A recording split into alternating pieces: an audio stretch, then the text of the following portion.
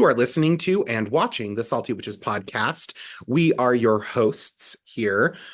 We got Mia back in the game. No, she's not dead.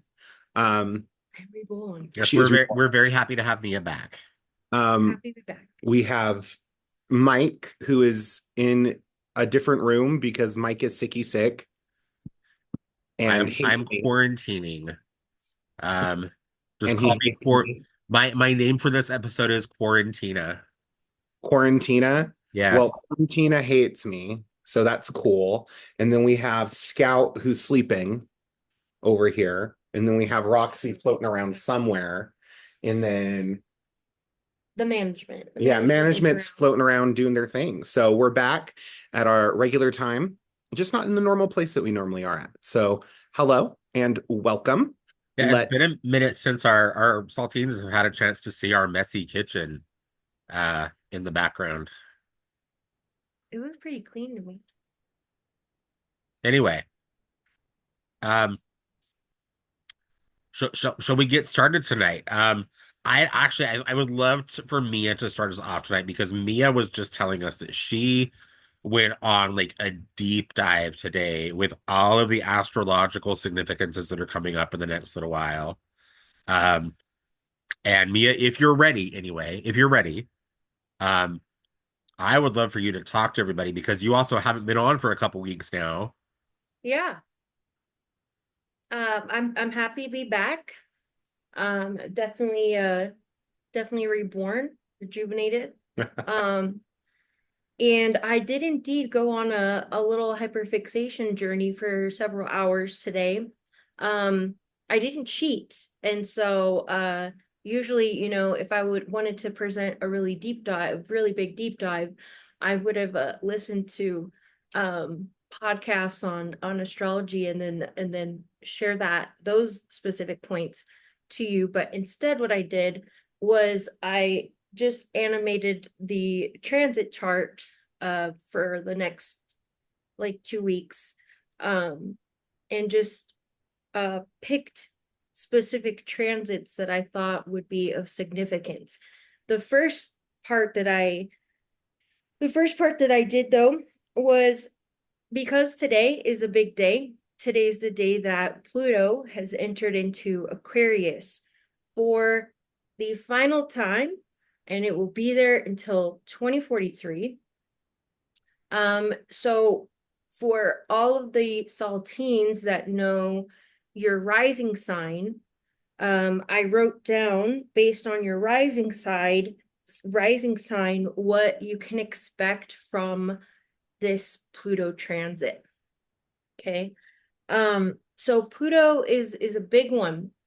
It's, the Lord of the underworld, the outer mysteries, the secrets, society as a whole. If you think about the boomers, I think were Pluto and Libra generation, okay.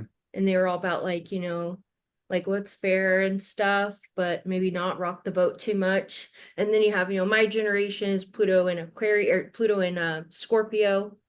And I remember growing up, the big talk was like wearing condoms and sex education and things of a scorpion nature. And then with Pluto and Aquarius, what I'm expecting is more of a collective focus that can be built on the previous generations of Pluto. So I think a lot can be done.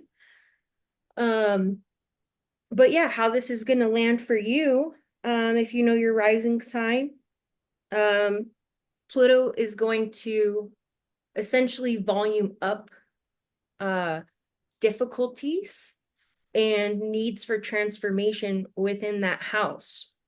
And so starting with Aries rising, if you're Aries rising, Pluto is going to be transitioning through your 11th house. 11th house is about the people, your audience, and your friends, and how much support you get from the people around you, and what that support really looks like.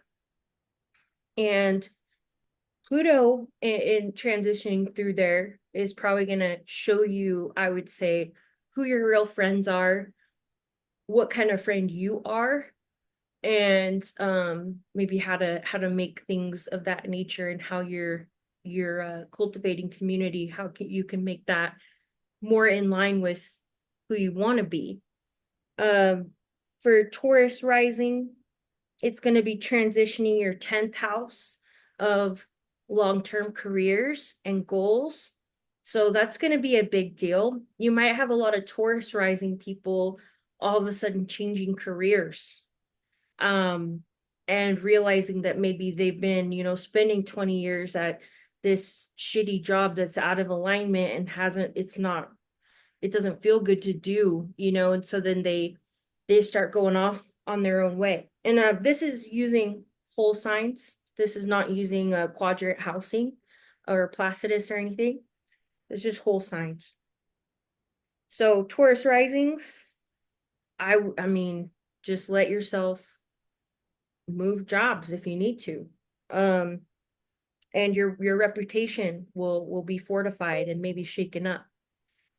Gemini risings, that's going to be Pluto in Aquarius. Is going to be moving through your 9th house of your spiritual life, and higher education, travel. So if you're a Gemini rising, you might be making a big move over this next, like, the first couple years of the Pluto transit for every of the rising signs is going to be rough.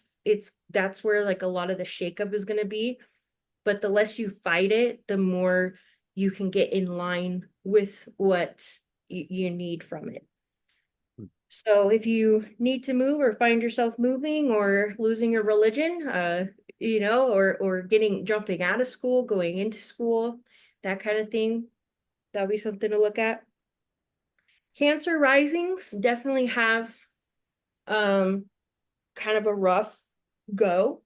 Cancer risings, then Aquarius is going to be your 8th house, of, death, transformation, other people's money, other people's resources. I wonder if Cancer risings will be dealing with some sort of inheritance, whether it's like a life-changing inheritance of, like, wealth, or if it's some kind of debt that has finally come back to bite you that you have to resolve. So keep those kind of things. Be careful of borrowing money, and who you borrow money to as well. Other people's resources, and getting sick over the next 20 years is not, you want to keep up on your health for the Gemini risings and the Virgo risings. So, or sorry, the Cancer risings and the Virgo risings. Leo rising, it's going to be going over your 7th house. So it's going to be making some alterations to your long-term commitments and contracts. So if you've been in, like, some sort of, like, lease agreement and things have been going a certain way, there may be some sudden shift to that. And also marriages can be shifted around with Pluto transiting this. So be mindful of what you commit to, and make sure that you can see things all the way to the end. It's going to require a lot of fortification. So for us Virgo risings, shout out to the other Virgo risings, it's going to be transiting over our 6th house. And that's, like, the house of enemies, but it's like outer enemies, as well as pets are in the 6th house, and your health, and things like that. So I wouldn't fuck around with any matters of health, like I said, for Cancer and Virgo risings, especially for the first couple years of this transit. You can expect maybe you've been neglecting, aspects of your health, and then this is going to be a really good time to, like, face that and make some transformations to your health. Libra risings gonna be transiting over your fifth house of like children, romance, and like just like your creativity and things that you birth. Um, there might be a project that you've been working on for a long time, and then having this Pluto transit is going to be forcing it out of you. Your work is essentially now needing to be seen, and it needs to be shared into the collective. So I think a lot of our Libra risings are in position to make a lot of positive change. All of us can, but that fifth house is like what you are birthing, into the world. What becomes your baby, and then that creates that ripple effect. For Scorpio risings, it's going to be transiting over your fourth house of home and like the archetypal mother house, just like the fifth house, like archetypal father. And so there may be some changes to your home. People moving in and out, a need to lock down your home and like what needs to be renovated in your physical home, or if you're buying a home, like this is going to be the transit to do that. In like the next 20 years. Yeah. But the first couple years are where it's going to be difficult, but after that like first couple years into it, there will be a sense, you'll be able to look back on it and see a theme of, oh, this is all related to my relationship with home. Just like the Libra risings, they'll be like, oh, that whole 20 years, that was like really about making this thing, like birthing this thing out of my creative abilities and talents. And then but yeah, fourth house, I would expect some changes to your physical home, and just don't fight these changes, and that don't not fighting these changes goes for all of us. Sagittarius rising is going to be transiting over your third house of like short distance travel and siblings, your day-to-day tasks. So you may find that this is a time where your daily habits are disrupted, and you're going to need to create a new to-do list. And don't be surprised if there's something like your literal car, the astrology podcast guys that we all look up to, like sometimes astrology can play out really literally. So that third house, like literally take good care of your car, and reconnect with maybe people that you've been neglecting in your life, making sure that people know that you love them, you care for them, and like who are your siblings, right?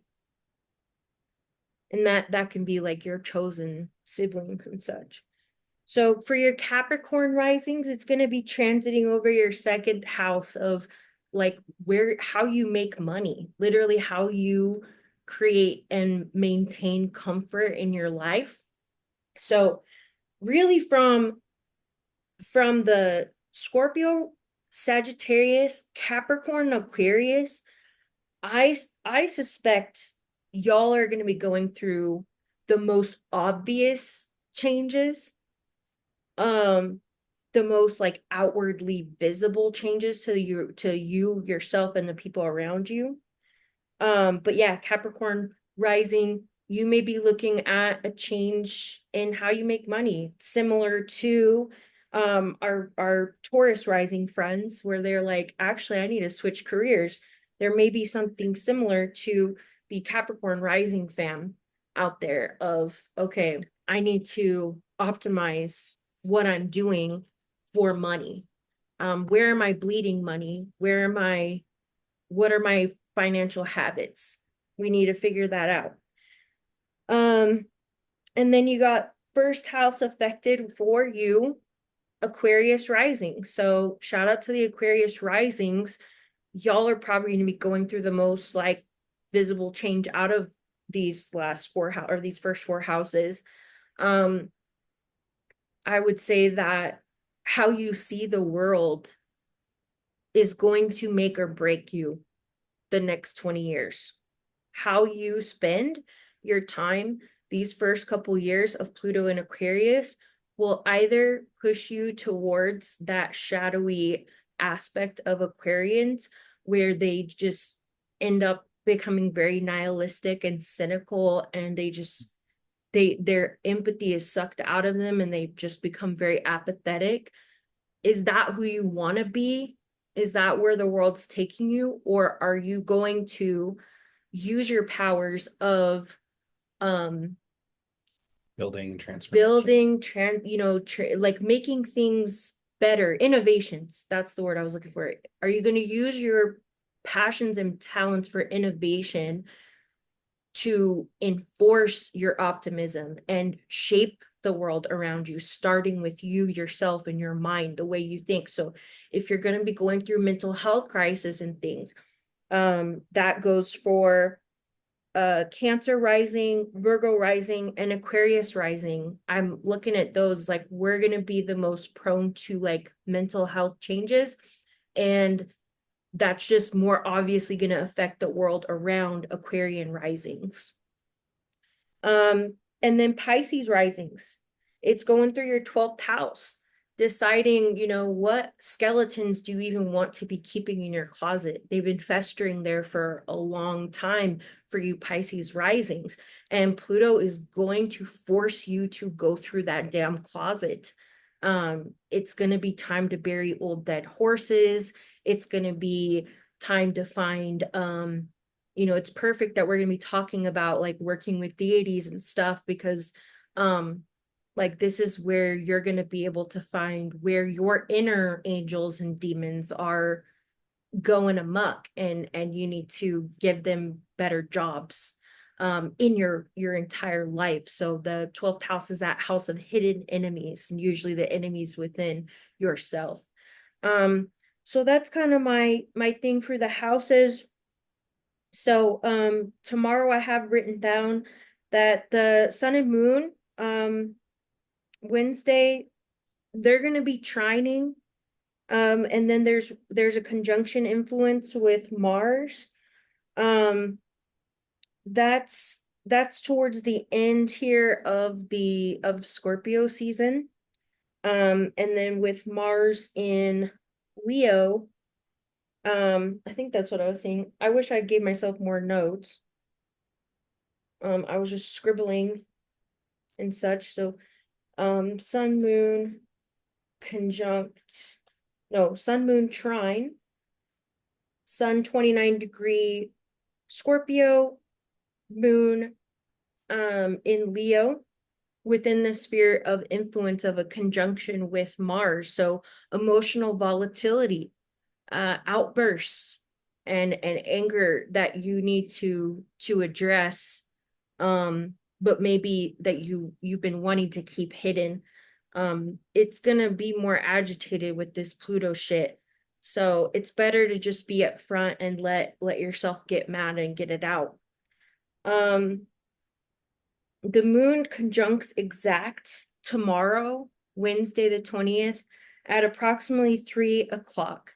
So be mindful that you don't make permanent decisions for temporary situations.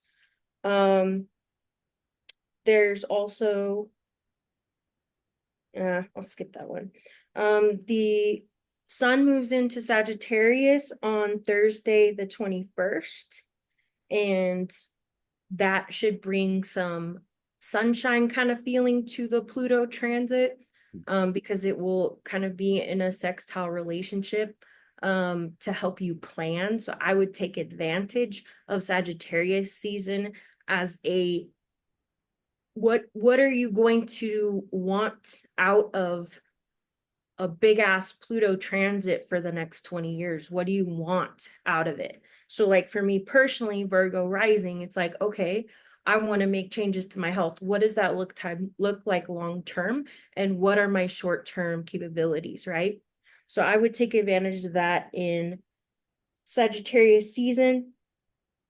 Pluto is still in the line of sight of this opposition with Mars, and we're going to be feeling that for a while. Mars is, as we know, is going to go retrograde December 6th. And December 6th, it goes retrograde. And on January 6th, 2025, it will reach the exact degree that it was at on November 5th. So be mindful of the violence within you and around you. And we just need to be mindful of the volatility of Mars. Mars and Pluto have an interesting They relationship. have beef. They have celestial beef. And you can side with one, however this hits in your chart, but just be mindful of that boiling feeling and what you do with it. Jupiter is going to be in opposition with Mercury while Mercury goes retrograde starting the 26th. And so it's going to be like what I feel like I have a really good flow in my communication. I have a really good flow with my mind. I'm thinking clearly. But then when the Mercury retrograde hits, it's going to be like, have the new habits and new plans that I made, have I made them so that they can be permanent? What do I need to refine? There's, changes, review of mind and technology anytime Mercury goes retrograde. And then the Jupiter opposition just kind of gives volume and maybe some agitation to that. The moon squaring Venus on the 26th of this month, as well as the sun trining Mars. It gives like a fuel to me from what I'm looking at. It gives a fuel to maybe the angst that we're feeling from this Pluto opposition Mars, and then the Mars conjunction with the moon we're feeling today. I think the questions we'll be angry about will be answered on the 26th. So there is a sense of resolution. 26th of November. Yeah. Sun opposition Uranus. We could go on about Uranus a whole we don't have time for that. And then as we know, the Neptune Saturn conjunction, we are within that sphere of influence. Be careful of conspiracy theories, be careful of, there's going to be all kinds of UFO shit and new religions being made for the good and for the bad. So be careful where you allow your mind to be bought. As I like to, say, I have a t-shirt is like brainwash yourself. Choose to brainwash yourself first. And then I have these other notes where kind of feel. Okay, so and then skipping back, I don't know, for November 24th, about 11 p.m., the moon opposes Neptune. So weird ass dreams. That night of 11/24 Sunday, if you are not a dream recorder, I don't care. I would put a notepad next to your bed just that night. Do yourself a favor that night. The sun opposition Neptune, and then with how Neptune is melding into reality because it's that closest to Saturn, just do yourself a favor and record your dreams that night. Moon opposition Uranus on Friday the 29th. So there could be some panic attacks. There could be a sudden emotional release out of the blue that you maybe weren't expecting. So try not to judge your emotions on November 29th. You should be judging your emotions anyway, but extra on the 29th if you're feeling very ungrounded with all these changes lately, which, I fuck with. On the 30th, moon conjunct sun. In Sagittarius, so there's a freeing element to that. There's a release of some of the heaviness. And then, and then the retrogrades and all that bullshit. So do yourself a favor and pull up your chart and find out where Pluto is going to be transiting about in your chart, and make yourself make a commitment to yourself to get that house figured out. Just do yourself that favor of getting on the ball early instead of letting life just happen to you, especially over the next couple years. It's time to wake up if you haven't been. Wake up to your shit. So that's what I got. I hope that is good.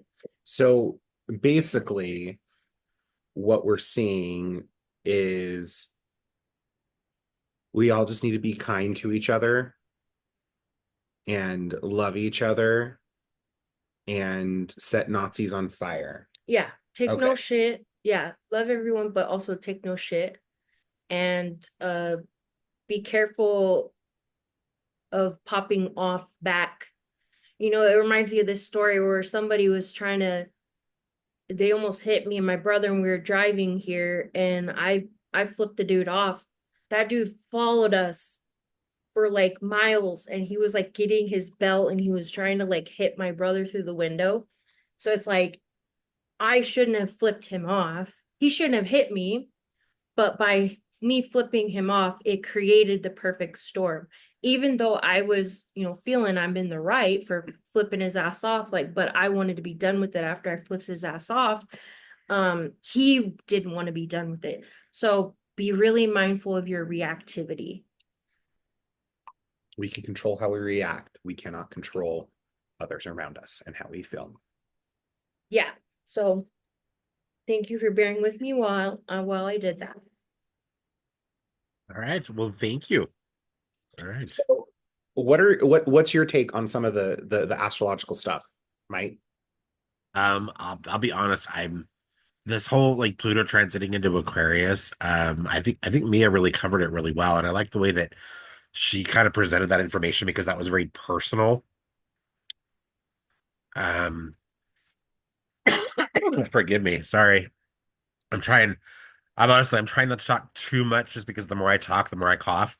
Um, but I don't know, yeah, I think Mia covered it really well. I don't know. It's big energy, and I think that Big energy, such a with small. those influences, I think that we've got the potential, I think, as Mia already kind of detailed, I think we've got the potential to see some very radical good come of this next Pluto phase. Um, but I think we need to kind of keep we need to keep our wits about us because I think there are also gonna be some real craziness coming up too. Yeah, Yeah. because on top of our own birth charts and knowing what we can control in our life as individuals and what we need to be working on, you have to keep in mind the place that you live. So you want to look at the chart of the United States. If you use the Sibley chart hour that lines up with the United States having a Gemini rising, then that's Pluto's transitioning through the ninth house of, literally like religion and your spiritual thinking and expansion of your mind and the volume up of your like that sense of purpose, that higher purpose that you can't quite ever reach. And so that can lead to identity crisis. Yeah. And so you have to look at the country you live in's chart, and then you have to look at other things on top of that. And this is why astrologers are awesome because they do that for us. I try. It's hard. It's hard to focus. It's hard to see every little line going through everything. But those were the major points that Well, that that's if people are smart enough to kind of listen to them, right? I don't know. Although of course there is always that kind of that delicate balance, right? Between like, okay, how much do we want to let the stars dictate our lives, right? yeah. And I don't treat it as us needing to like let it dictate, but just to be aware, Yeah. we're Oh yeah. aware of possible shifts that come out of nowhere, and you're like, why the fuck did that happen? It's like, well, maybe we can look at if something very strange and significant happened astrologically, and we let that touch us. But, if you get into magic and, astrological magic, you can do things to disperse heavy energy that hits you astrologically. Yeah. Oh yeah. Yeah. I know you're not like that, Mia. Yeah, you're one of the few people that is into the astrology that I'm like that I listen to because I've dealt with a lot of astrologers over the years, and some of them just like go totally off the deep end with some of their stuff, and I'm like, oh wow, like you stopped being an astrologer, now you're like now you sound almost like QAnon cult leader. Like it's like yeah, it We'll gets kind of crazy. that we'll have more of those voices like QAnon cult leader is definitely something for us all to be mindful of and watch out for over there. Yeah. That Aquarian energy for sure does tend to kind of heighten that mind or that mentality. Yeah.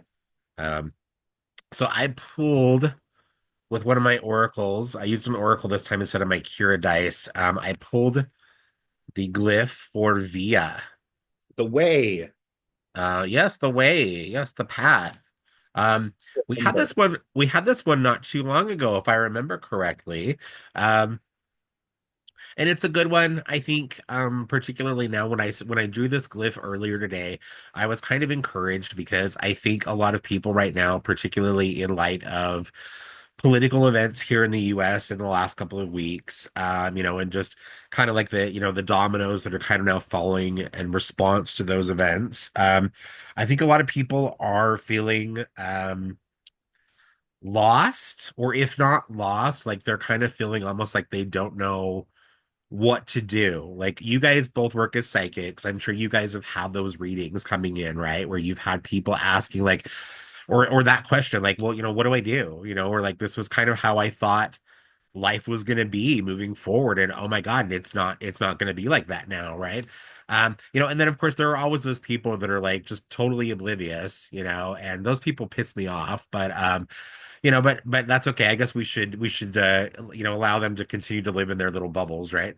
Um, Do our best to convert them. And growing up in Mormonism, we said every member a missionary. So when I ah, now that kind of goes through my head with the changes where it's like, okay, you are definitely uninformed and you don't know, so maybe I'll sprinkle a little ah, things to hook okay. people up. So I'm trying to convert people to the religion of being informed. Yeah. No, I love that. Like, what would our tagline be? It would be like, let us teach you. Come be miserable with us. Yes. Right? Okay, there you go. Okay, great. Okay. I'm sure it'll catch on. Um, okay. Anyway, but Via I thought was a good sign because it is a way forward. It is an arrow forward. And it is kind of like a validation of like a reminder, like, like, hey, like shit doesn't stop. Life doesn't stop. Even if something bad happens, even if like for what many of us maybe could seem like the worst, and I'm not just talking about like the political shit here in the US. I mean, it could be anything. It could be, the ongoing war in Ukraine. It could be, oh my God, there's been so much stuff, natural disasters that are happening all over the world right now. I mean, like we're seeing so many things right now, like these events and these things that are like people's lives are never the same. And so to see this glyph fall that kind of reminds us like, hey, sometimes the absolute worst things can happen, but we do still have to move forward. Like we do still always have the choice to move forward. And life doesn't stop. So I was excited to see that because in addition to kind of being a reminder of that, it is also it is a sign in a sense that when that glyph falls, that there is a way forward, that there is a path that still lies ahead. Um, and it also is, as these glyphs often are, it's also kind of a little bit of a kind of like a gentle smack in the face, um, in a way, because that glyph is one that reminds us that the only way that we can really walk that path, the only way that we can move forward and successfully do that successfully is to remember that we ultimately we bear the responsibility for that. Mm. Yes. That glyph, because it is all about the path, the way, it's a very individual kind of an energy, and so it always reminds us that like, hey, if you're going to move forward, you have to stop blaming these other people for your problems.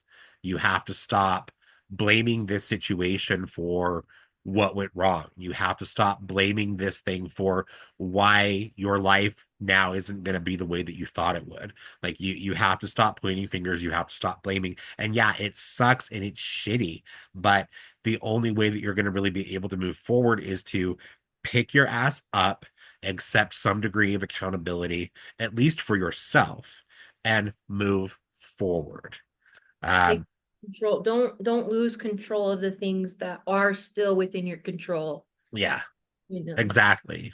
Yeah, and so I got that today, and I was both encouraged and at the same time it was definitely one of those cards I pulled where I was like, oh, okay, cool. And I was like, okay, well, fuck you. You know, um, we love those readings, right? Always. Pull those Yes, symbols. Yes, I hear management out there getting rowdy. Um, they're trying to play. Upstairs management has decided to come downstairs and Oh is now. God, we are, in this house, we are just totally we are just uh we are completely just ruled by the dogs in this house. It is just it's ridiculous. I yeah, I oh God, yeah. I don't even know. I don't even know. You Anyway, need to check so your what's going on with the how Pluto's transit is messing with your guys' sixth house to see what ends up happening with what needs to be changed with management. yeah, there you go. Exactly. Yes, yes. We need to look at that sixth house energy and find out, oh God, what's going on with our pets? You're right. Oh God. Oof. Okay. Unfortunately, I think I was looking at mine and I was like, unfortunately, I do feel like the within a couple years, I think I'm like Luna is not like I had that feeling. Like I've like had dreams of her like dying, but like when I was looking at like how this Pluto stuff affects my chart, I'm like, oh shit. I think it's like literally gonna do that. But take care of your babies. Yeah. Yeah. Yes, take care of them I and think love them while you have them. yeah. I think we're probably in the same boat with Toby, to be honest. He's getting kind of up there. Yeah. But well, all right. So we had a couple episodes back, we had unless Austin, did you have anything you wanted to present? No, not really, other than we started the Temple of Hecate Apotropæa. Let's talk about that, please. Yes, actually, please talk about that a little bit. Really? Yeah. Okay. Now you That, missed your night that's a call year, yes. that's a big deal. That is a big deal, Austin. You need to talk about Right. that. We got to get ahead of the new religions that are going to be formed. We got to make our own. That's right. We've got to get all those new cult members before the other people get them. Yeah. All the Venatori. Yes. Blood mages. Sorry, I've been playing Dragon Age Velgard. So after a few Tuesdays back, we all know which Tuesday I am speaking of. Um, I had um I had a dreamscape interaction with Hecate where I received visions of hurricanes and fires and wars and all this other stuff. It was typical apocalyptic dreams. And then a huge torch and shield kind of came into my line of sight. And I just kind of got I heard, felt, saw, smelt, like just all of it. It was so visceral, it was so real. And I just heard, now is the time. And I was like, okay, well, that's weird. I don't know what that is. So I sat at my altar, pulled some cards, and I got a Potropea. And I was like, all right, And she's the shield. That's the she's shield. the averter of all harm and Epithet. evil. Yeah. And I was like, okay, cool. Well, I don't know what that means. And so then I pulled another card and I got Unity or Sacred Fires. And so I brought it up to Mike and Mom, and we had already kind of talked about starting a church of some kind, some non-denominational church. And so Why did we want to start a church? because it is more important now than ever that people not only see what community can be if given the proper nourishment. That's something that I talked about when I did the live stream, when I did the live ritual, as I Yeah. talked about, most of us grow up in communities, and whether it's in Utah or somewhere else, chances are your first extension or experience with community is church of some kind or some sort of spiritual group. And so people are kind of feeling cut off from that. And there's a lot of anger. And so I did that, but The also, religiously other, yeah, spiritually other yeah. And are cut off so, from so I it. was like, okay, cool. Well, that makes sense. We can do that.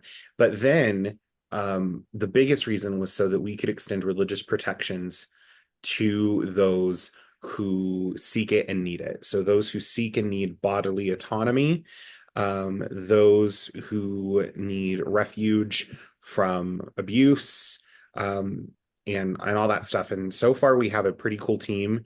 I'm working with some UU people to get some of the stuff taken care of. We already have someone lined up for December to do a discussion slash presentation on safe activism and protest. If you're listening, shout out to Devin. Hi, Uh, Devin. and then I want to have someone, oh, sorry, someone, I'm trying to point to Mike, do uh not a service, but like some sort of like discussion around magical activism and how it can be combined.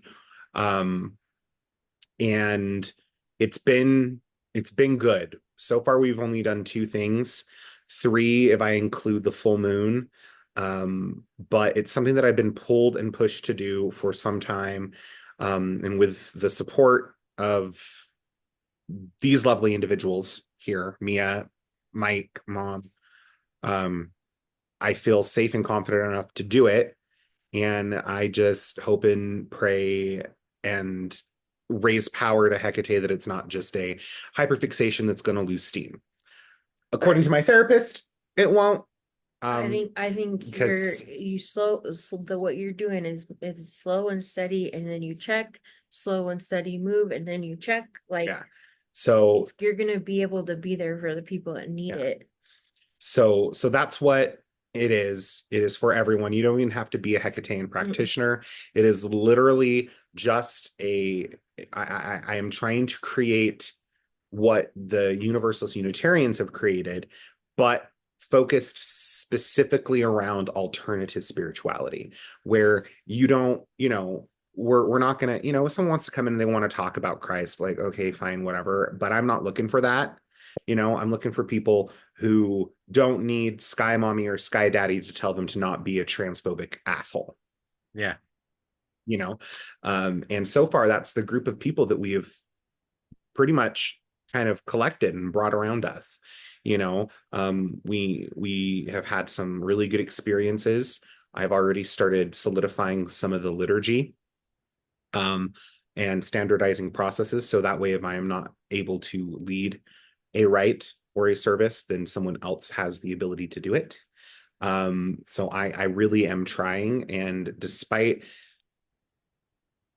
my shortcomings and my things, I really am trying. So Well, you're doing it. You're doing it. I'm going to look into trying to figure out some socials. What I think is I might actually sit with Mike, because don't we have the ability on our Wix platform to create another website? We do. Then I could sit with Mike and Mike could help me with that or something like that. But that's what I'm looking forward to. And as of right now, the only standard thing we have is igniting the soul fire, and in that it is all about connecting to the virtues of Hecate, and as set forth by the Covenant of Hecate, which I think are pretty damn good virtues. I am also a member of the Covenant of Hecate. The virtues are courage, compassion, truth, temperance, and no, courage, compassion, wisdom, temperance, and justice. And I think those are really great. They pretty much sum up as best as we can such an awesome deity, you know? And I still consider myself fairly secular. I don't bow on bended knee and hope and this it's important to remember, I think, in talking about that, right? This isn't about creating a situation where we want people to worship Hecate. This is about enabling people or empowering people to embrace the Hecate within themselves. yes. And that is part of the standard evocation process that I have written into it. And so far, we've seen some really good things. As a result, we've had people who've come into the shop who attended the first rite and have actually said like, oh, it's like I'm doing this now and this now and this now. And I just feel so like I feel ignited. I feel good. And so because of that and building up that egregoric structure, I do want to get that ritual out there somehow so everyone can use it despite what you do, because it's not about saying Hecate is the best, though I'm biased. I think Hecate is the best. And I will die on that hill. I will not, I don't feel I have to fight for it. But you're not going to condemn people. But I'm not going to condemn people to for hell. exactly. That's not my place. I do think Hecate is the best. And as far as I am concerned, there has never been a more kind and cruel goddess or being, because she will accept you as long as you accept yourself and acknowledge your flaws and do your best to work to move forward. Which with the last episode I did where it was just me, we can all see that I'm trying. I'm not perfect, but I'm fucking trying. And for all of our saltines out there who have actually shot me messages and told us how that episode did help them a little, I'm glad. I'm glad that being able to share that struggle with you helped you realize that you're not alone. And that's one of the biggest reasons I also am doing the Temple of Hecate Apotropæa, is because it can be pretty lonely out there being not of the norm. And I prefer my normal people being the non-normal people. I like my weirdos because they're the people with the most genuine hearts usually. So that's why we're doing it. Did I do okay? Yeah. Do I need to go into more detail? I don't know what else. No, you're good. Okay. Excuse me. I thought you were raising your hand to give me a high five, but you're just. I'll give you a high five. That was really bad. Okay, that was good. Oh. That's the whitest thing ever. Okay. But yeah, right. to ask if Austin forgets to talk about it, ask questions, check in on the latest with the Temple of Apotropæa. I really am trying to. I feel like I'm writing that fine line between I'm trying to do a good thing, but also join my cult. Like I don't even think you'll need to join everybody was already looking for that. Everybody, especially here in Utah, you're ostracized for everything, and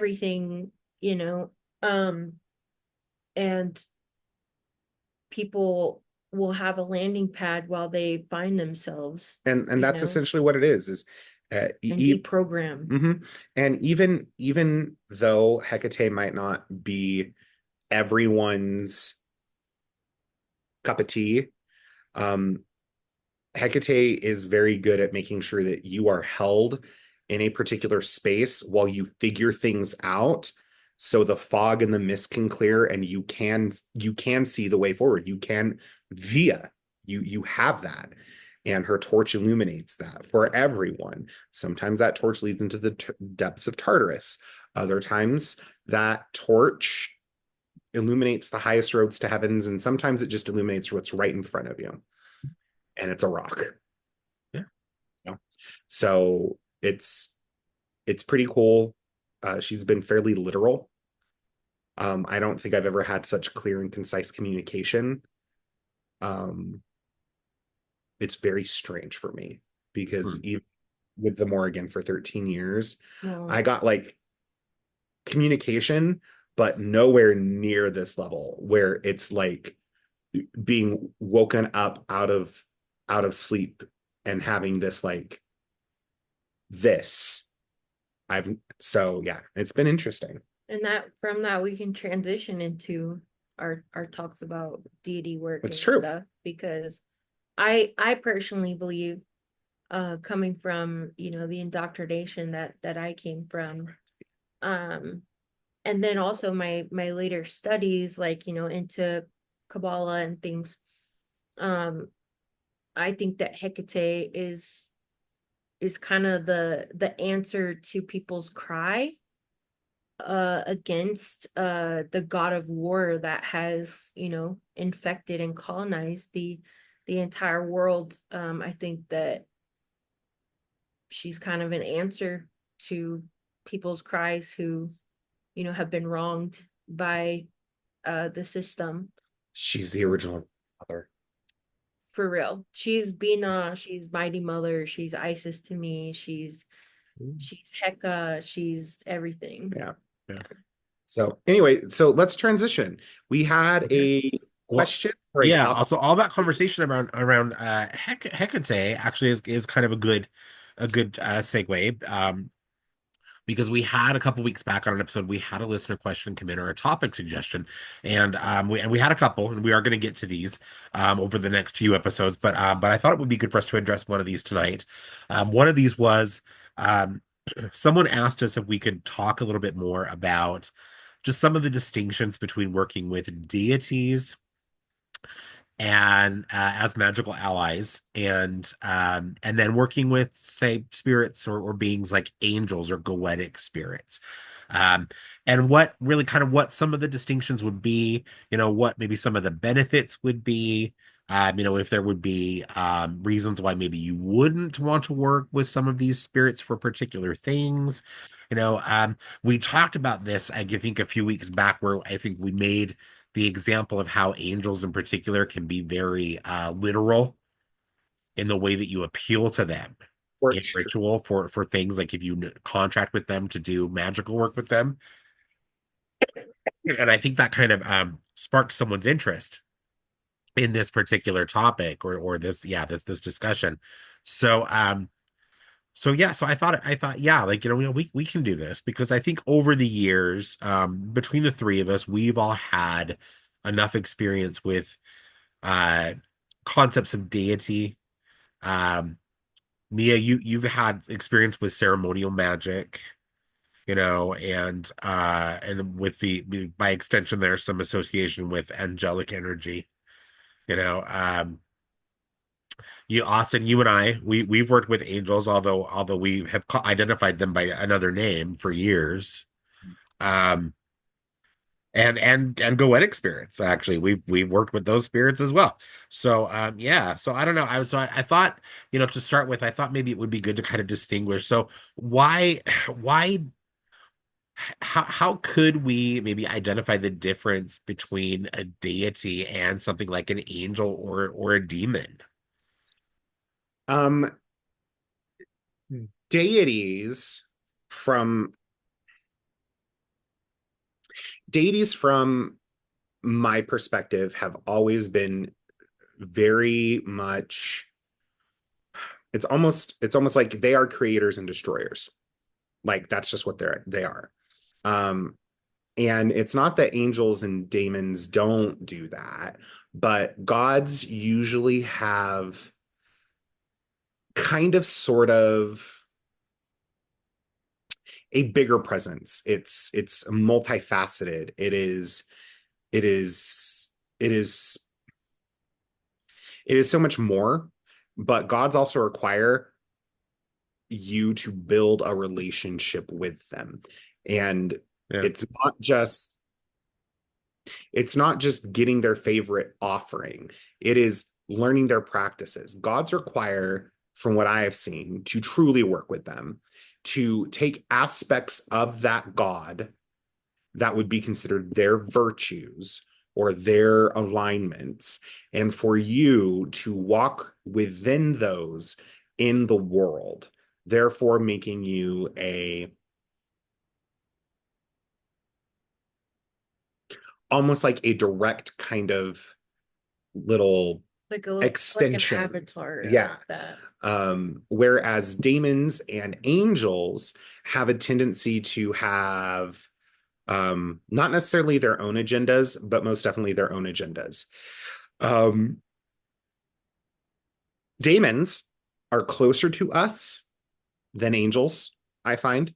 Though I do believe that they're kind of one and the same thing. Angels are the light, demons are the shadows. So right? are you, when you're saying daemon, are you using that interchangeably with demon? Yes. Okay.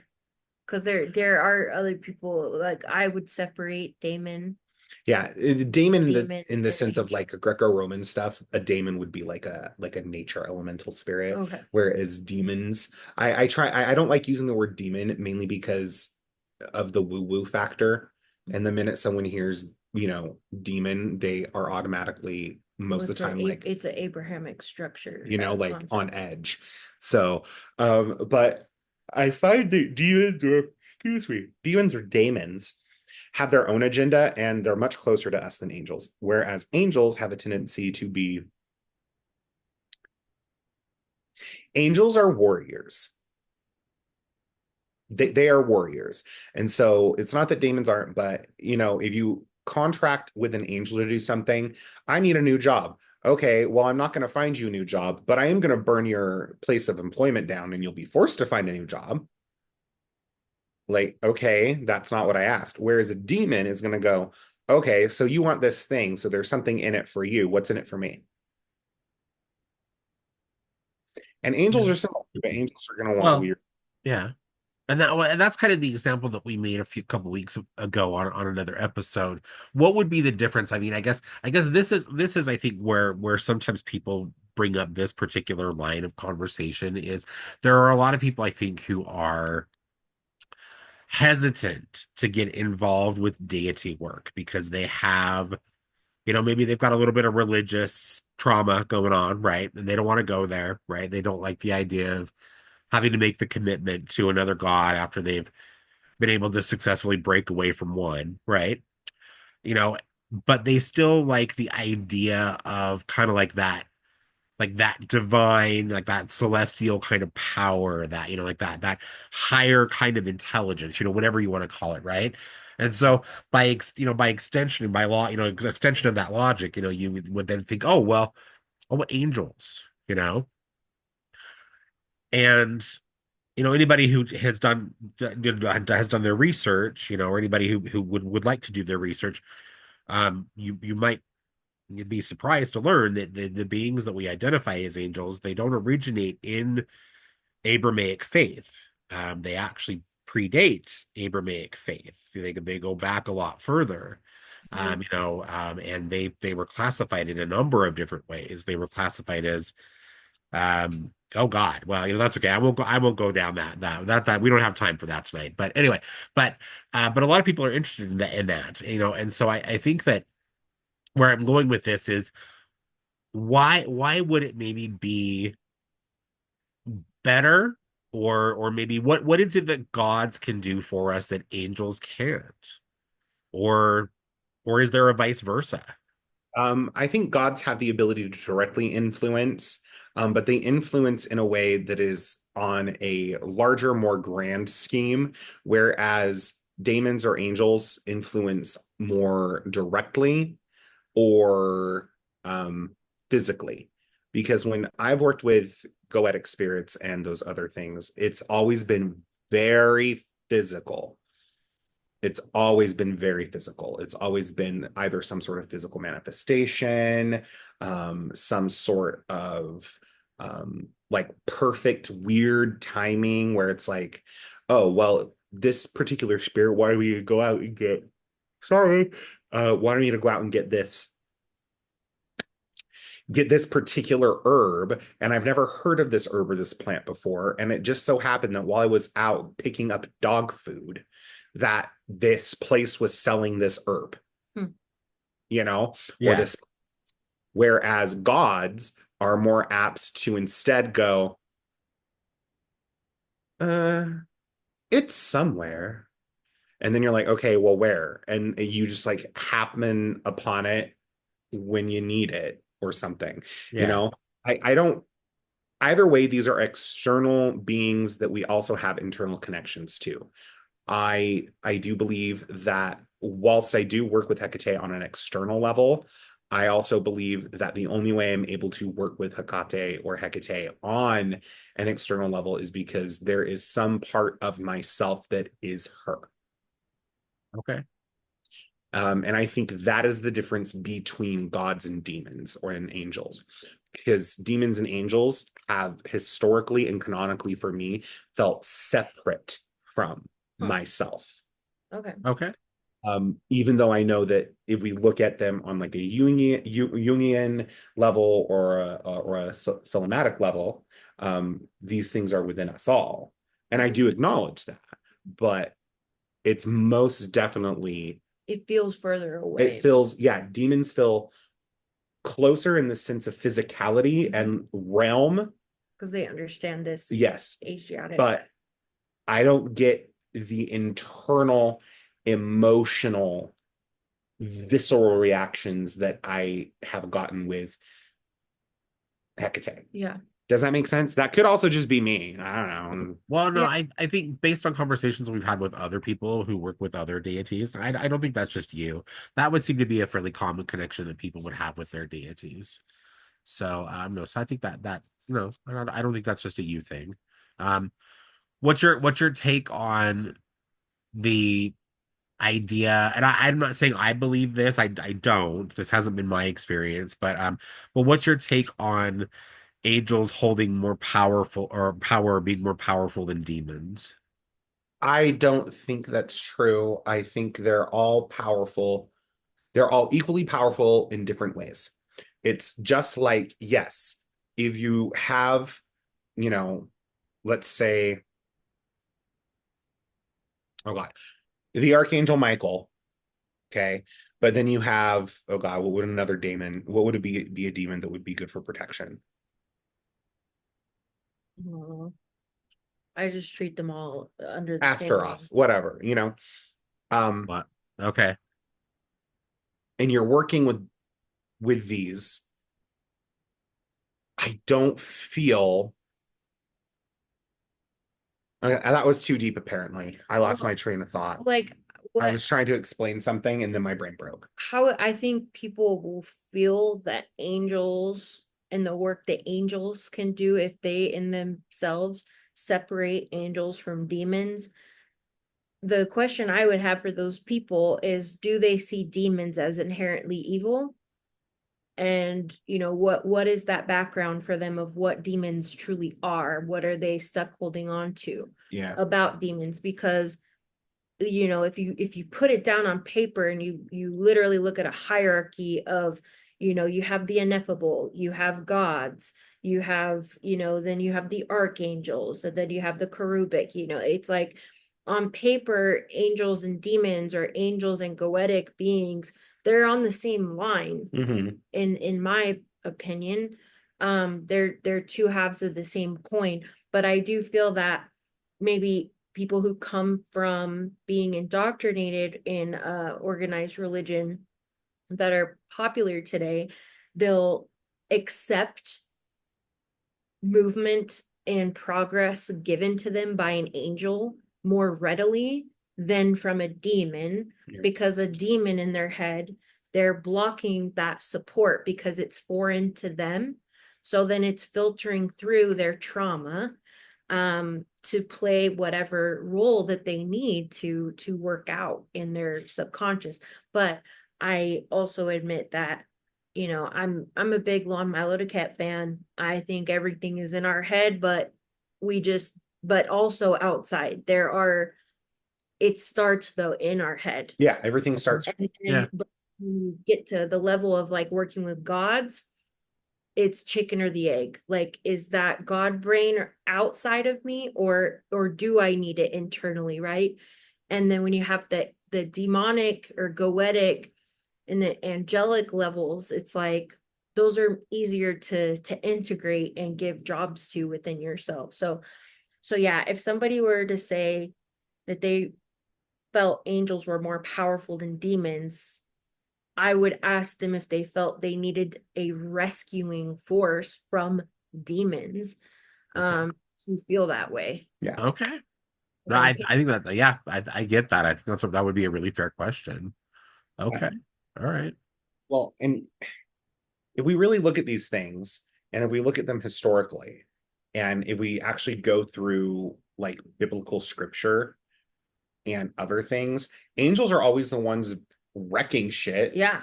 Angels are the ones who are raining fire and brimstone and Sodom and Gomorrah is and all that stuff. And then nuclear. demons are the ones who are like, do you want some delicious butter?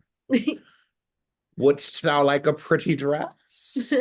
Would you like to have money and live in this physical world? Yeah.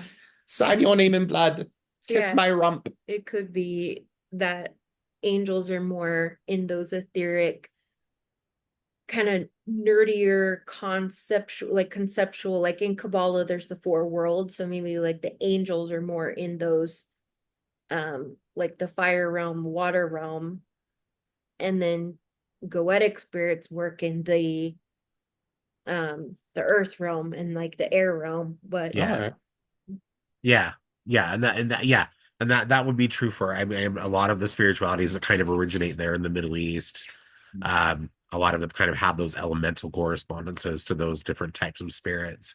Um, it's interesting when you think about the relationships that angels have to deity specifically, because Abrahamic faiths would tell us that angels were the children slash servants of God, right? Whichever God it may be, right? And so it's interesting because we don't really see a parallel to that when we look at pagan gods, when we look at gods like you mentioned, Hecate, right? Although we know in her epithet of Sotera that she is the mother of angels, Uh-huh. you know, but she's also portrayed in another epithet as being the mother of demons, so it's interesting that we see that in one representation there, and there are other gods that have those associations, absolutely. But that to me has also always kind of been interesting, because that right there would seem to me to be evidence that angels would somehow sit kind of like on a slightly lower kind of level, as if there were a hierarchy, like angels would sit kind of like one step, one echelon down from gods. Um, but again, right? Who the hell knows, right? Um, yeah, I don't know. It's an interesting conversation. It's an interesting idea. And the person who asked us this, I'm yeah, to that Saltine, all I would probably say is I would encourage you in the process of pursuing your magical work to actually work with all of these spirits, give them all a chance. I mean, obviously learn enough about what you're doing to know what you're doing, right? Mhm. Particularly where goetic spirits and angels are concerned, because those are spirits that you definitely need to do some pretty heavy ritual work with. Yeah. And they're line between your mind and your life, have that barrier yeah, between you and yourself and that spirit that you are first invoking to meet. Mm-hmm. If you do not have a strong barrier, I don't advise talking to anything. Mm-hmm. Well, yeah, that's one of the reasons why I love Jason Miller. Is Jason Miller brings this concept in his book Consorting with Spirits, of like, yeah, you can do these big elaborate rituals, and he actually got flack from a lot of people saying that, well, you didn't teach anyone how to do any protective shit in that book. And he's like, no, because I wrote another book called Protection and Reversal Magic.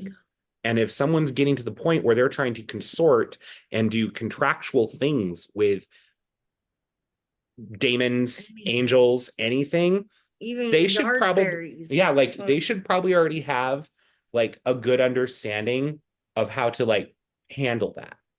yeah, It's giving you root and arcanum and techniques. Mhm. And so So for anyone who is wanting to work with these things, understand first and foremost, um, you don't have to work with a god or an angel or a demon at all. You can be a witch who just does whatever, or a magic practitioner that does whatever. Think of it this way, though.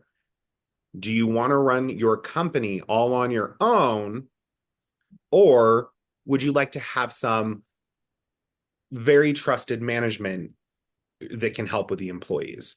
So Yeah. that way you can actually focus on the bigger things. It helps you expand your mind too. Exactly. But you also want to remember that if you're working with deities, deities require devotional.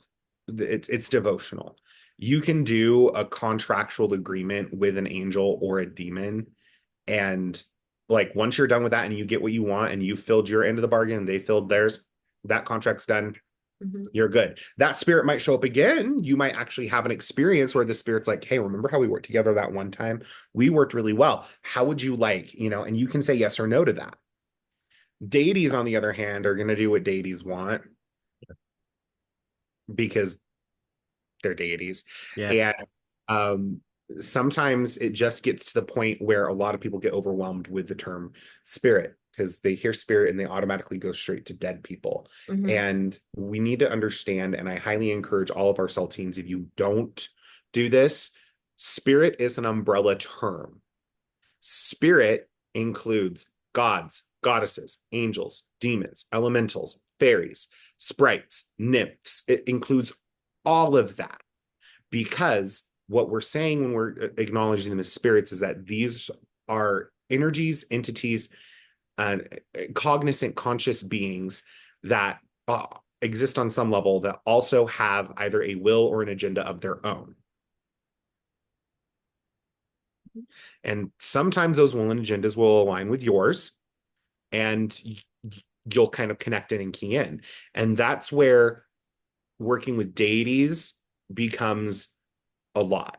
There's so many people out there who I've seen, and they're like, age doesn't mean anything at this point, but they have like, they've basically 23 altars to 23 separate deities, and all from separate pantheons, and just all these things. And there's this part of me that sees that and goes, that's a lot.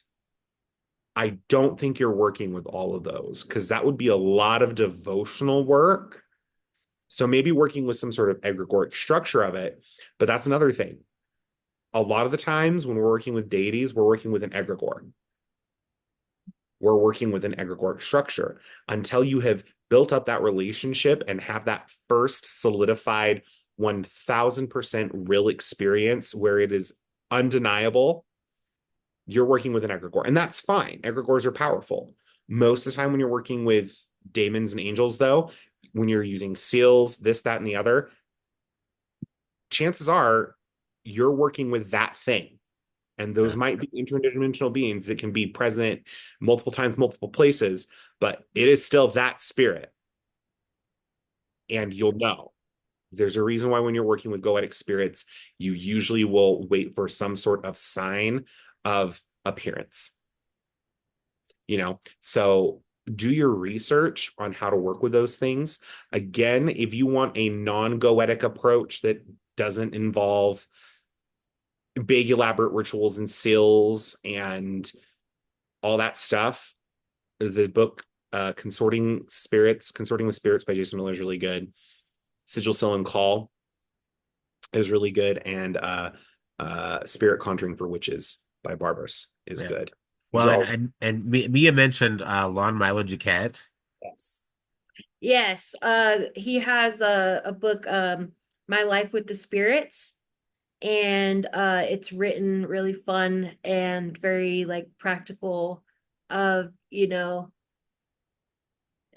how rituals are a formula, but sometimes they play out in your day-to-day life when you don't even realize it. So yeah, My Life with the Spirits, or My Time with, I think it's My Life with the Spirits.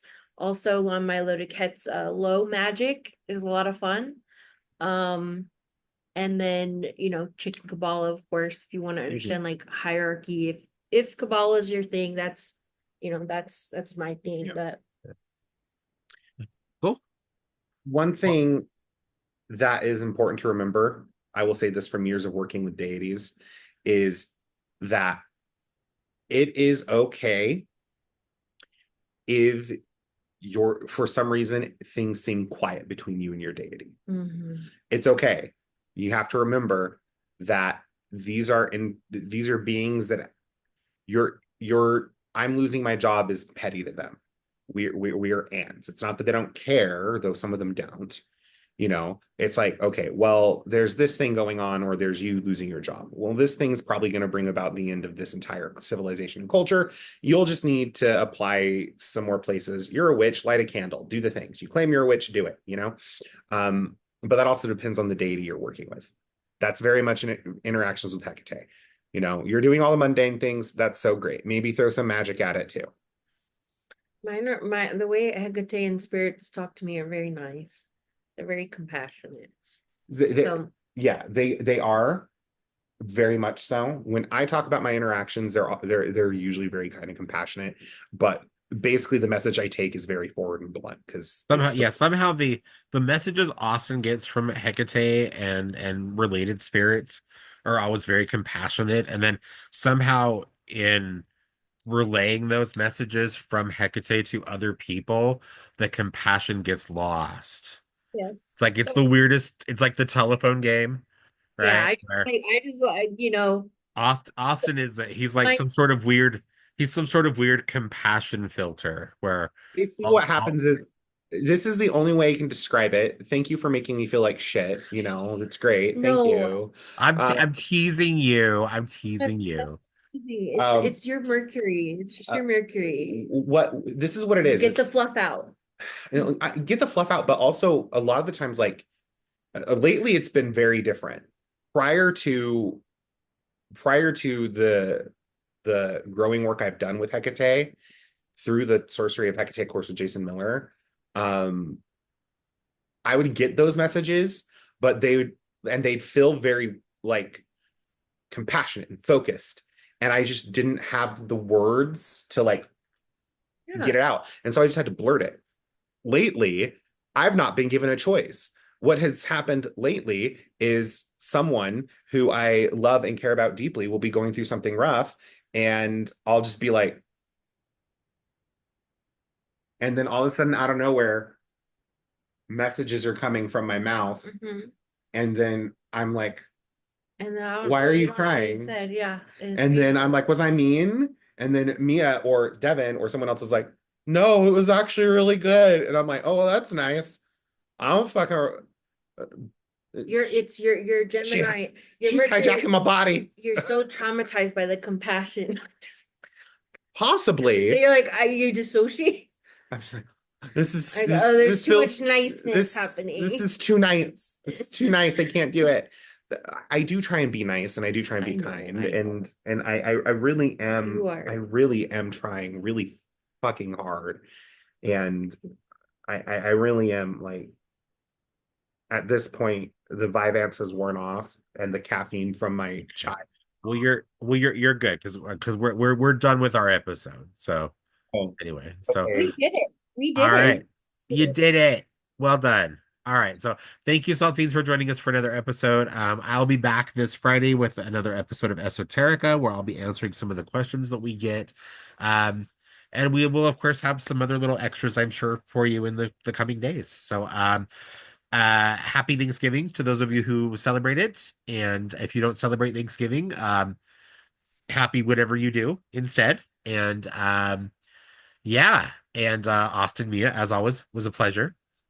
If any of the Saltines have any suggestions for either path workings, guided meditations, exercises that you would like me to do, since apparently I have a really good meditation voice. You do. Oh, you got a thumbs up. You and Mike have that. I don't hypnotic voice. Yeah, I don't know. I don't know why your thing does that. I don't know. It did it the other night, and I can't. Maybe somebody's literally watching live. I don't know. I don't know. I don't know what it is. Oh, there you go. Look. Yeah, somebody literally watches you guys live. Oh, is that what's happening?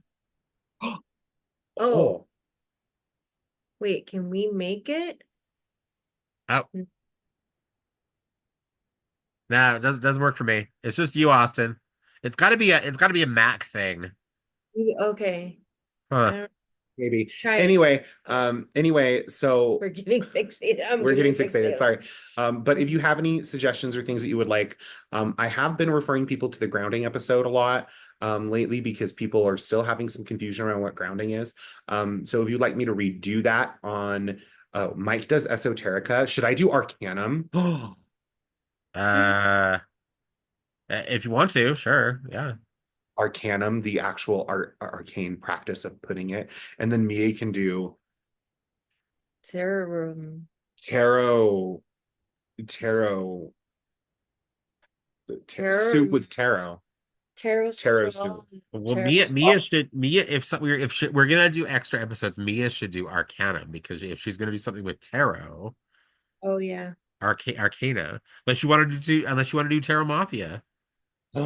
I don't know, man. Tarot Mafia.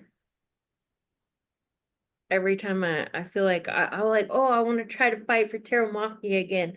Something happens, so um just be an ethical person, and that's Terra Mafia. There I you And don't go. don't know. be a dick. Don't con people and yeah, Okay. Okay. Okay. that's All Terra Well, right. Mafia. I Okay. All right. Thank so you, everybody. Yeah.